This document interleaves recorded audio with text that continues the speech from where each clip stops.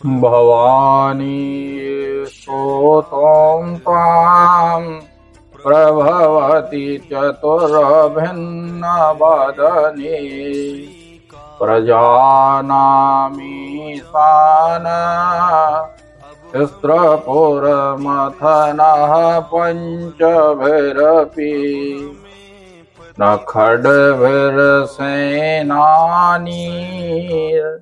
दशशतमुखैरप्यहिपति तदान्येषां केषां कथय कथमस्मन्नवसरा। जय मां कात्यायनी। नमस्कार मित्रों, मैं पंडित डॉक्टर राम प्रकाश अवस्थी आपके सेवा में पुनः उपस्थित होकर के एक नवीन विषय लेकर के प्रस्तुत हुआ हूँ। मित्रों, आपने देखा होगा कि मनुष्य को कभी कभी कन्या के विवाह में वर को ढूंढने के लिए समस्या का सामना करना पड़ता है। तो इसके लिए ज्योतिष में कई योग हैं जिनको देख करके हम यह पता लगा सकते हैं कि कन्या का विवाह कहाँ होगा, कितने किलोमीटर में होगा, किस दिशा में होगा, इसका अनुमान लगाया जा सकता है। ज्योतिष में तो मकान कहाँ पर होगा, गांव का नाम या शहर का नाम क्या होगा, यह सब देखा जा सकता है। तो इस योग में कन्या और पुरुष दोनों का विवाह की दिशा देखी जा सकती है, दूरी देखी जा सकती है। यहाँ पर हम विवाह की दूरी का वर्णन करेंगे, दिशा का वर्णन अगले वीडियो में करेंगे। तो मित्रों, शुक्र की स्थिति देखने पर यह पता पड़ता है कि स्त्री पुरुष का विवाह किस दिशा में होगा। शुक्र जिस राशि में स्थित होता है उसके स्वामी की दिशा विवाह की दिशा होती है। ससुराल की दिशा का निर्धारण शुक्र की स्थिति से किया जाता है। शुक्र यदि शुभ स्थान राशि में हो वा कोई भी पाप ग्रह उसे नहीं देख रहा हो तो ससुराल स्थानीय अर्थात उसके गांव में या गांव के आसपास ही होती है। यदि चतुर्थ भाव चतुर्थेश व शुक्र किसी पाप ग्रह से देखा जाता है या फिर शुक्र छठवें, आठवें, 12वें भाव में हो तो जन्म स्थान से दूर कन्या या पुरुष का विवाह होता है।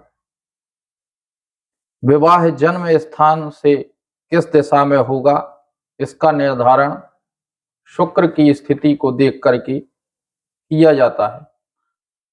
इसी के साथ सप्तमेश, सप्तम भाव, इनकी भी दिशा गति को देख करके अनुमान लगाया जा सकता है कि कितनी दूरी पर विवाह होगा या ससुराल होगी।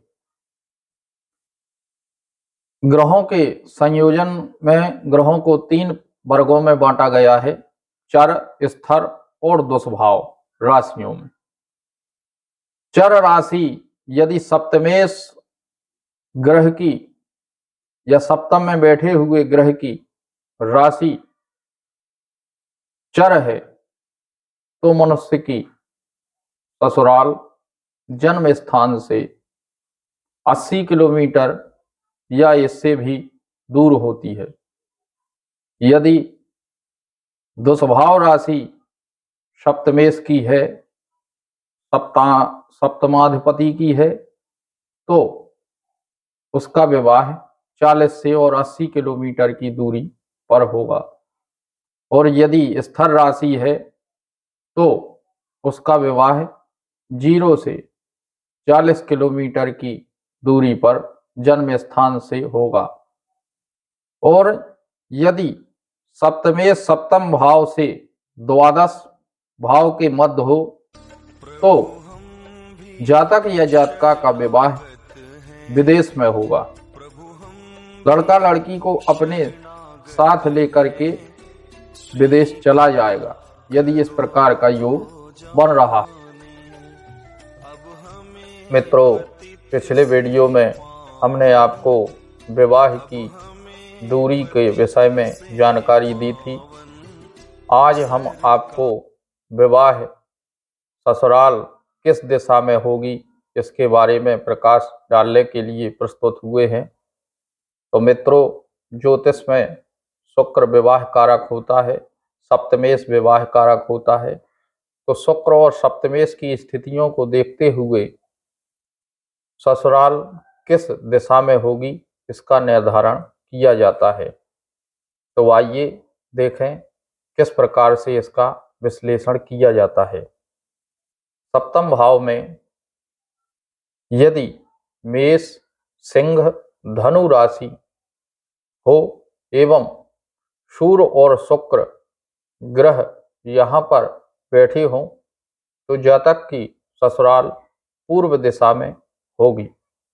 इसी प्रकार से वृक, कन्या या मकर राशि और चंद्र एवं शनि ग्रह होने पर जातक की ससुराल दक्षिण दिशा में होगी।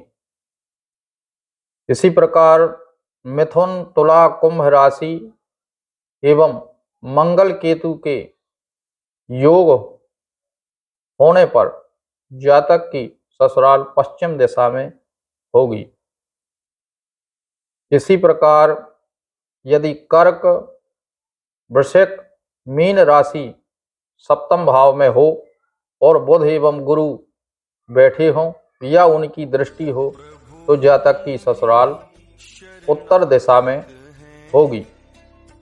यदि जन्म लग्न कुंडली में सप्तम भाव में कोई ग्रह ना हो और उस भाव पर अन्य ग्रह की दृष्टि ना हो तो फिर ऐसी स्थिति में जो बलवान ग्रह की स्थिति राशि है वहां पर मनुष्य की विवाह की दिशा मानी जाएगी।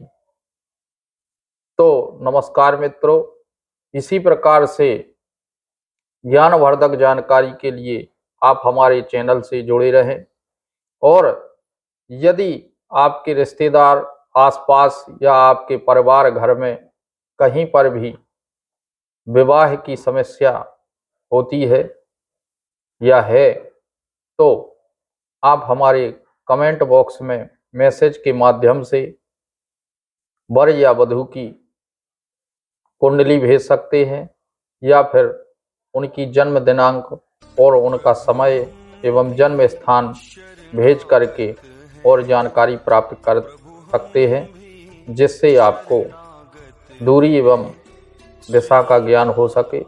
उस जानकारी के माध्यम से आपको विवाह करने में सुगमता प्राप्त होगी।